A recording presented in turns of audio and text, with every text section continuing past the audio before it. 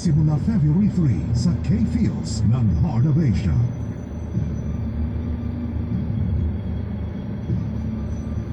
Hindi kita gustong gayahin. Idol lang talaga kita eh.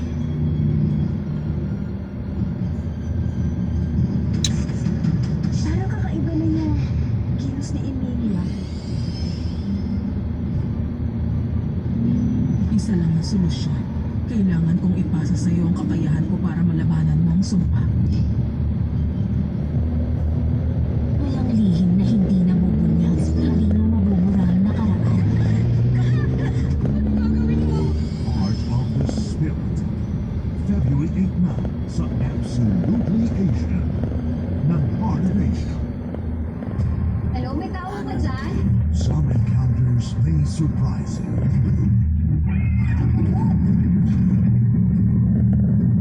Sunod on Strictly Pinoy, only on Heart of Asia. Isang di pangkaraniwang trahe Isang kotse ang nalagasa kanina sa downtown. nagdulot ng napakaraming katanungan. May nakulo sa tip na mangyayari ang nasabing aksidente. Ngayon, buhay ng dalawang hacker ang kapatali.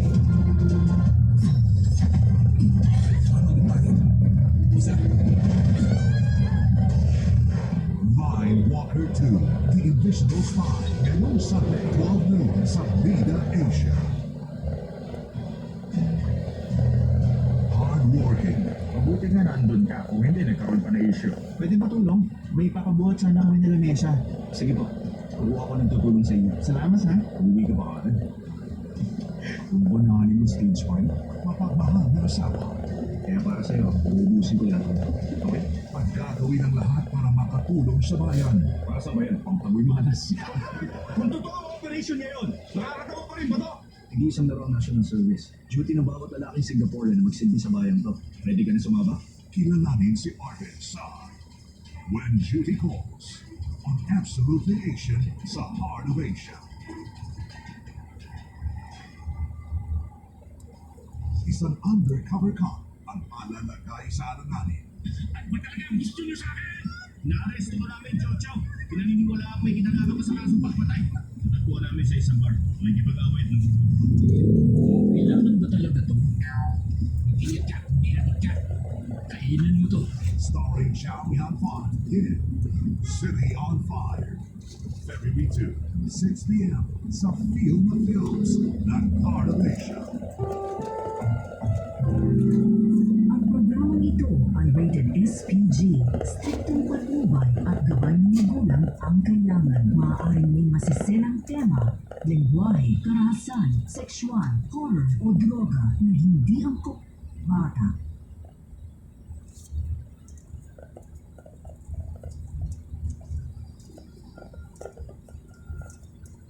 Pakiusap ang nalagahan mo ang anak.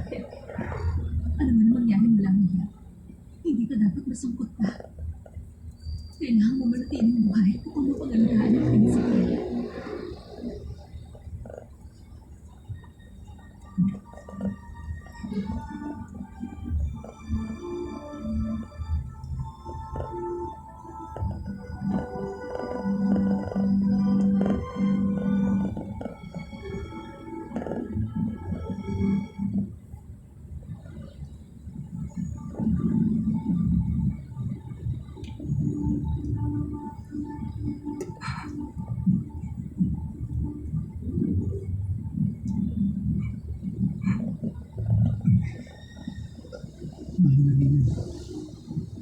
Isang sagot lang ginawa ko.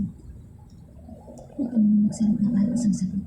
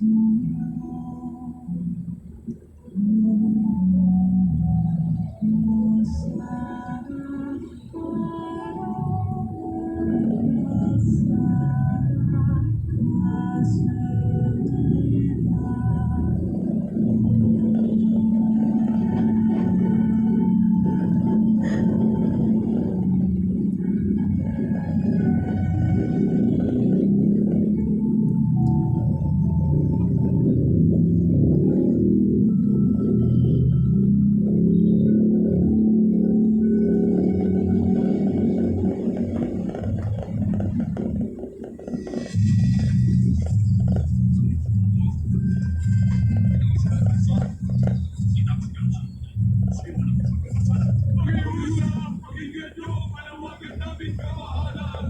Pakiusap! Pakinggan niyo ang panawagan namin, kamahalan! Kamahalan, ang kasalanang nagawa ni Lady Sopon ay walang kapatawaran. Siya ang anak ng pinuno ng Kongge na yumanig sa kapayapaan ng ating bayan. Itinago niya tunay niyang katauhan. Pumasok sa palasyo, nilinlang tayong lahat at hinabang kami niyang pamamahala. Pinangalagaan ni Lady Sopon ang samahan ng Kongge at tinangka niyang itakas sa pinuno nila.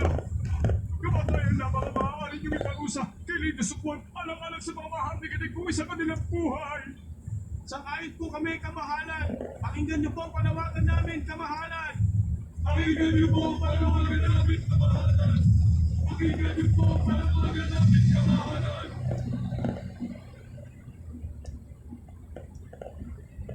Kamahalan, si Lady Sopon, ang anak ng dating pinuno ng Kongge na namatay noong 1661. At ang bagong Kongge na pumatay sa ilang maharlika sa lungsod ay napatunayan naman po ngayong tinulungan ng tinangkang itakas ni Lady Sopon. Yun po ang nasaksihan nyo kagabi, kamahalan.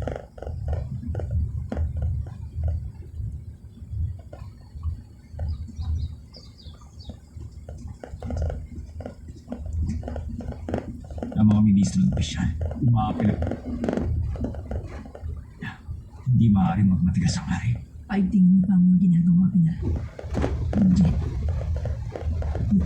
Basta gawin. Huwag kayo magdalala kami yan.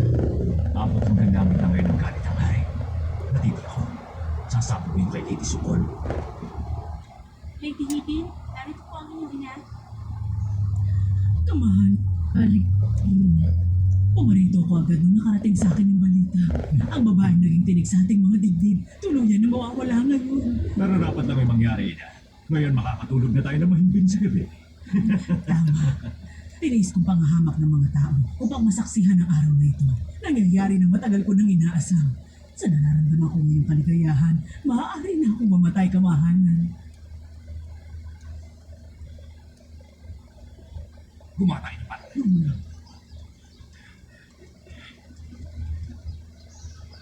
Si Reyna inyo. Pumasok na po kayo. Kanina pa siya naghihintay. Tayo na. Naroon ang Reyna.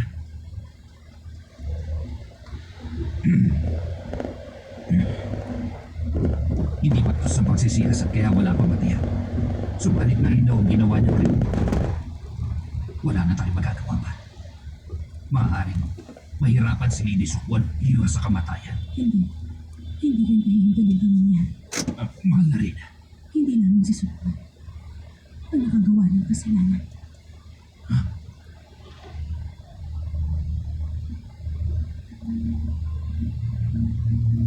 Ano? Si Reyna yun? Papasukin mo siya.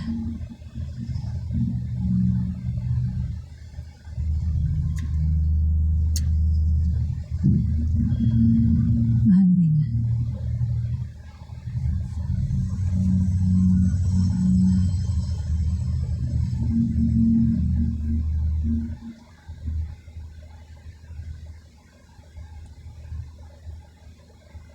Maganda ka. Miguel, Ano? Ngayong nagawa mo nang mawala ng tuluyan sa Sopon sa iyong nilas. Lubos na ang iyong kaligayahan.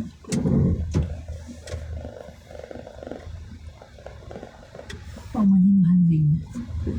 Hindi ko naiintindihan ang nais mong sabihin sa akin. Maaari ka bang ipaliwanag? Ipaliwanag? Nalulungkot ako sa ginawa ni Sopon sa atin. Nilinlang niya tayong lahat sa kanyang tunay na katauhan. Malaking dagok yun para sa hari at sa inyo. Siguradong nabigla kayo ng gusto at nagalit. Talaga. Nabigla. At lubhang nagalit. Maaaring ganun din ang naramdaman ng hari. Ganun ba nga? Kung paramdaman ako ng galit, hindi yun dahil kay Sukma, kundi dahil sa iyo, Hibin. Dahil hanggang ngayon, hindi ka pa rin natuto sa iyong pagkakamali. At dahil isang nangyayakot na paraan ang ginamit mo upang mapabagsak mo si Sukwa ng tuluyan. Huwag mong isipin matutupad ang lahat ng pinlano mong gawin, hindi. Lumipas na. Ang dating duwag at mahinuri na. Hindi na ako katulad ng dati. Dumanas ako ng matinding hirap. Dahil sa ginawa mo sa akin. Subalit hindi na mauulit ang kay Sukong dahil pipigilan kita.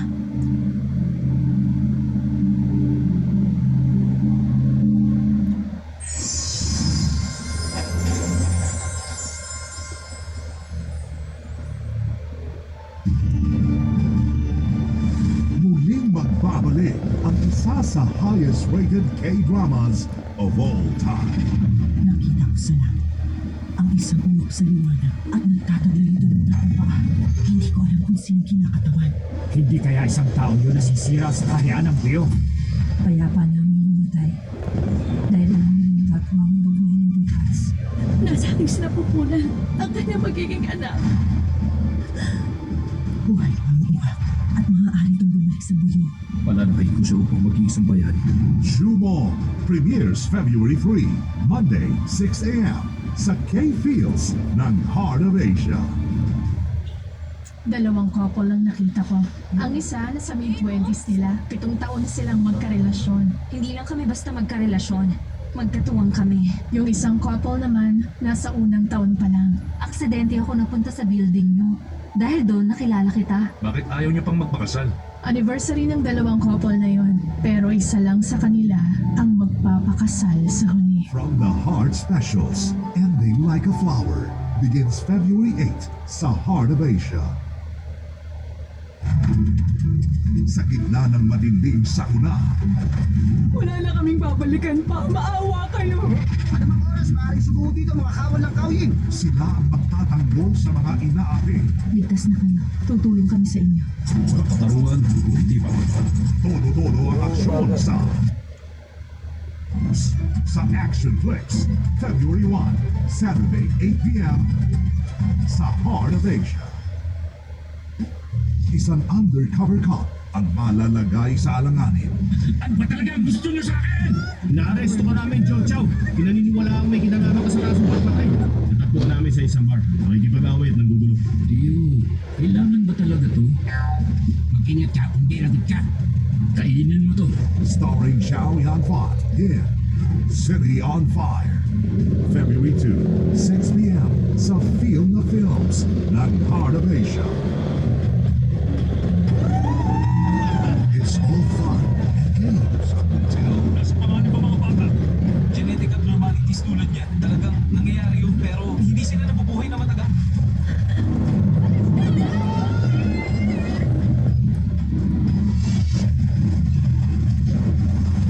no one can survive the two-headed shark attack. Friday, 9 p.m. sa Sci-Fi Picks ng Heart of Asia. Panoorin ang lahat ng Kapuso digital channels gamit ang GMA Affordabox. $7.99 suggested retail price. Mabibili sa iba't ibang outlets sa buong Pilipinas. Kayo man ay nasa Luzon, Visayas o Mindanao, siguradong may malapit na outlet sa inyo. Pwede rin bumili online sa GMA Store. GMA Affordabox. Malinaw na, naging mas affordable pa. Bili na!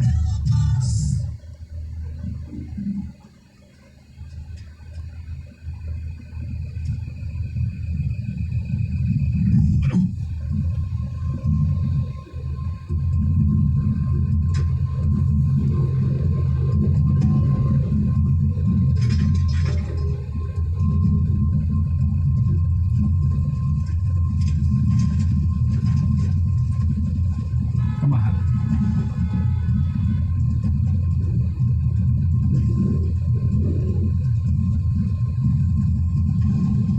Tingin mo ang dalawa. Opo, kamahal. Hindi na tayo sa labas. Oo.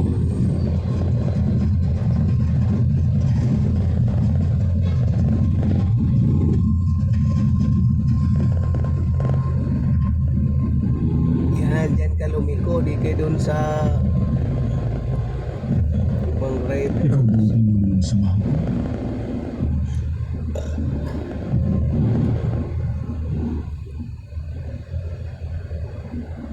Ano? Mahal na rin? Opo, Pin. Pinalis kaming lahat ng hari. Ngayon kausap niya na ang hawak nating bihag. Pinuntahan ang hari sa kulungan ng pinuno ng pundi. Anong dahilan?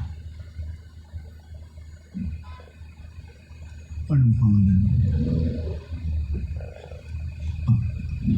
Ako po si Gendra. Kababata mo sa sila. Kung ganun wala ka pa pala. Tatlong ako. Masdan, ito ang ulat na natanggap ko tungkol sa kaso. Nakasabi dito, ang mga ginawa ng inyong samahan. Nakatala sa papel na ito ang mga pangalan ng inyong mga pinatay.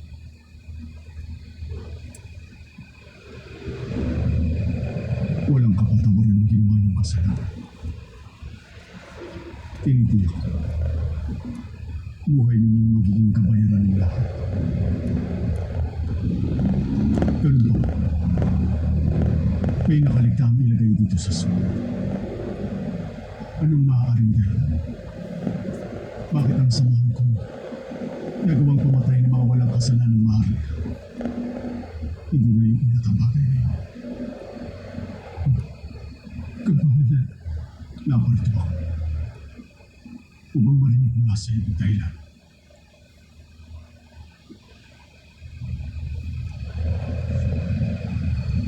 Sabihin mo sa akin, anong pininindigan ninyo? Bakit walang awan yung pinatay ang ilang maharlika ng ating bayan?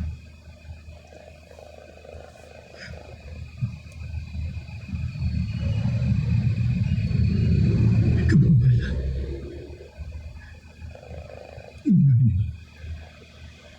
nangyari yun dahil wala na ibang gagawa ng para sa amin. Ano? Kahit anong pagsisikap ang gawin mo, patuloy kami inaapi ng mga mamamayan sa bayan mo ito. Tao rin kami sinilang, subalit parang halupan puring sa aming maralitan. Pinalot ang buhay namin ng mga pangalipas na at kahit patay ng mga tulad namin ng walang dahilan. Walang isang nalilintigan, walang nagtatanggol ng aming karapatan. Ito ang yung bayad kamahalan. Kaya nagpasya akong ilagay yung batas sa akin mga kamay upang mabago ang tingin niyo sa aming maralitan. Na mga tao rin kami, nasasaktan kapag nawawala na mahal sa buhay. Mamatay mo ako. Wala akong pagsisisihan kamahalan. Alam kong mabigat ang nagawa akong kasalanan. Subalit kung isisilang ako muli na isang maralita at muling daranas ng matinding kaapihan, hahawak ako ng espada at ulitin ko pang nagawa kong krimen. Subalit, walang kasalanan si Lady Sukod sa mga nangyari. Maging ang pinuno namin pinatay noon, wala rin kasalanan. Walang ibang hangarin si pinunong Jowan, kundi ang pangalagaan ng mga tulad namin walang kalaban-laban. Umawak sa espada, subalit hindi niya ginamit yun upang pumatay. Ganun pa man namatay siya dahil sa supatan ng mga maharlika. At dahil doon, nahuli na sa amat kapatid si Lady Sukol. Anong ibig mo sabihin? Anong sambat? Anong sambatan ang naging sabi? Ng pagkamatay ng mga tao niya?